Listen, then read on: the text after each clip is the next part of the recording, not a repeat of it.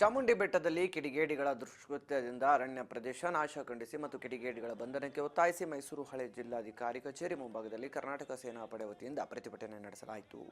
ಮೈಸೂರು ಜಿಲ್ಲಾಡಳಿತ ಈ ಕೂಡಲೇ 100 ಎಕರೆ ಪ್ರದೇಶದಲ್ಲಿ 2 ಪಟ್ಟು ಗಿಡ ಮರಗಳನ್ನು ನೆಡಬೇಕು, ಜೊತೆಗೆ ಇವುಗಳನ್ನು ಸಂರಕ್ಷಣೆ ಮಾಡಬೇಕು, ಹೆಚ್ಚು ಅರಳಿ ಮರಗಳನ್ನು ನೆಡಬೇಕು. ಈ ಘಟನೆಯನ್ನ ರಾಜ್ಯ ಸರ್ಕಾರ ಗಂಭೀರವಾಗಿ ಪರಿಗಣಿಸಿ ಚಾಮುಂಡೇಶ್ವರಿ ಬೆಟ್ಟಕ್ಕೆ ಸೂಕ್ತ ಬಂದೋಬಸ್ತ್ ವ್ಯವಸ್ಥೆ ಮಾಡಬೇಕು.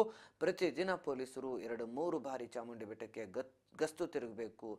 ಈ ರೀತಿ ಘಟನೆಗಳು ಮರುಕಳಿಸದಂತೆ ಮುಂಜಾಗ್ರತಾ ಕ್ರಮ ವಹಿಸಬೇಕು ಅಂತ ಪ್ರತಿಭಟನಾಕಾರರು ಆಗ್ರಹಿಸಿದ್ದಾರೆ.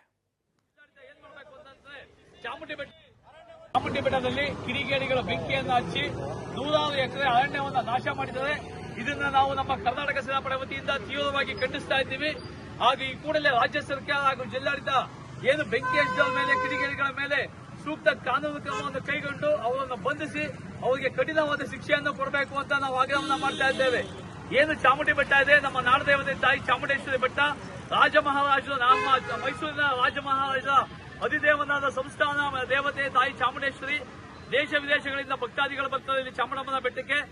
ಈಗ ರಾಜ್ಯ ಸರ್ಕಾರ ಜಿಲ್ಲಾಡಳಿತ ಏನ್ ಮಾಡಬೇಕು ಅಂತಂದ್ರೆ ಚಾಮುಂಡಿ ಬೆಟ್ಟಕ್ಕೆ ಬರೋವರಿಗೆ ತೀವ್ರವಾಗಿ ನಿಗಾವನ್ನ ವಹಿಸಿ ಅವನ್ನ ಚೆಕ್ ಮಾಡಬೇಕು, ಪರಿಶೀಲನೆ ಮಾಡಬೇಕು. ಚಾಮುಂಡಿ ಬೆಟ್ಟಕ್ಕೆ ಹೋಗೋರು ಯಾವ ರೀತಿ ಬರ್ತಾರೆ ಏನಿತ್ತು ಅಂತ.